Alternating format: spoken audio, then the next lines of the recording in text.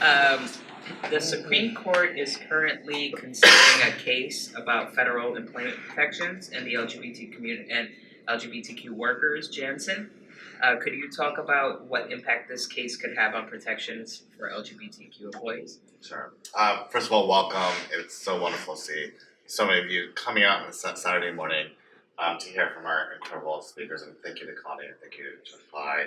And I just want to say that the developments you heard at the EEOC in 2011 and 2012 that made clear that LGBT people should be able to file their complaints of discrimination would not have happened without Chai's leadership.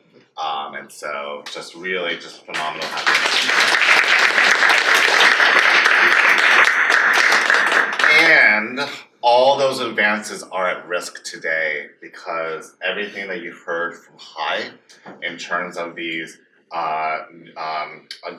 protections that LGBTQ people now enjoy at the EEOC from job discrimination is being considered by the U.S. Supreme Court, which heard 3 cases in the last month of just job discrimination against gay workers as well as transgender workers. And so what's remarkable is that, the Supreme Court has taken these cases and is going to answer whether or not they agree with the EEOC's position, with GLAAD's positions, with the positions of, civil rights organizations across the countries and businesses and corporations. There's huge amount of support for protecting LGBTQ people from job discrimination, or will the U.S. Supreme Court take away those rights that so many people have relied on for so many years? So it is quite remarkable that this is now at the U.S. Supreme Court, but what's not remarkable is the stories themselves that made it in front of the court. I mean, you've heard the numbers and statistics, but underlying all those numbers are people's lives. And so in these 3 cases, you have 3 individuals who have been fired for who they are.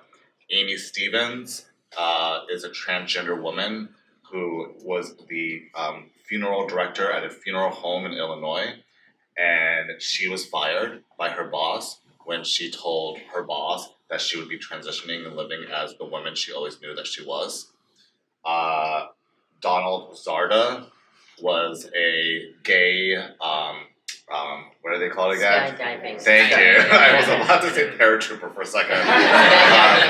Skydiving instructor who came out to one of the customers that he was skydiving with, who then told his employer and was fired for being gay. And then finally, Joe Bostic was working for the state in the child welfare system, helping some of the most vulnerable youth in that system. And he was fired when his employer found out that he had joined a gay softball league, and then fired him for being gay. So these stories are unfortunately not remarkable because we know they happen every single day.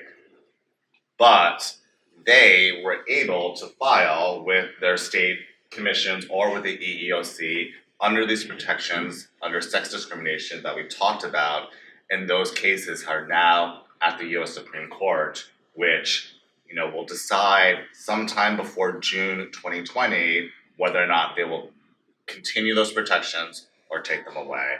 And this is hugely consequential for our community, and also something that not enough people in our community know about, right? So one of the things that I would ask all of you today, and there'll be many action items to take away from today's event, but one of the things I think would be so important is just to have 3 conversations with folks in your lives about these cases, because win or lose, it's going to be so important for us to still pass federal laws that make clear that LGBTQ people are protected from discrimination, and not just in jobs, but also in housing and in public accommodations like restaurants and businesses, and this space right here, and in credit and in jury service.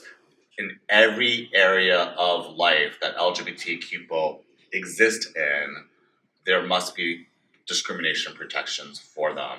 And so the best way to answer this question once and for all is to pass the Equality Act, which is legislation that's now pending in the US Congress. It has passed the House, but it still hasn't even gotten a hearing in the Senate, despite the fact that the vast majority of Americans support passing the Equality Act. So even if we win the case of the US Supreme Court that doesn't cover housing discrimination or public accommodation discrimination, we still have to pass the Equality Act, especially if we lose at the US Supreme Court. That is even more reason to pass the Equality Act. And so that's the second thing I would ask you to do, is to talk to those same three people and talk to them about the importance of passing the Equality Act. Thank you, Janson. That was great. So just a reminder, if you have a question, feel free to put it on the card and pass it on to Amanda or Caitlin in the back, and they'll make sure that it gets up to the front. Can I follow on Absolutely, that ask? please. So one of the things about, and you're absolutely right, it's what is happening in the Supreme Court is really a problem for a lot of reasons. So my ask, because I'm trained to think as a pessimist, and then with respect to the law, but an optimist relative to civil rights, right? So my ask is that if these cases go south, in Massachusetts, we were, so you know, the MCAD is funded largely by the federal government.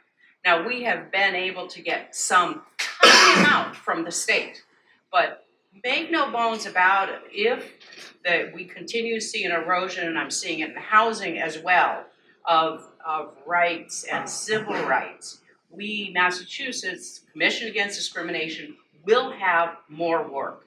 It is really important to be able to enforce the law in Massachusetts if the feds are not going to take up the mantle. So my ask is, we get $4 million from the state. That's all.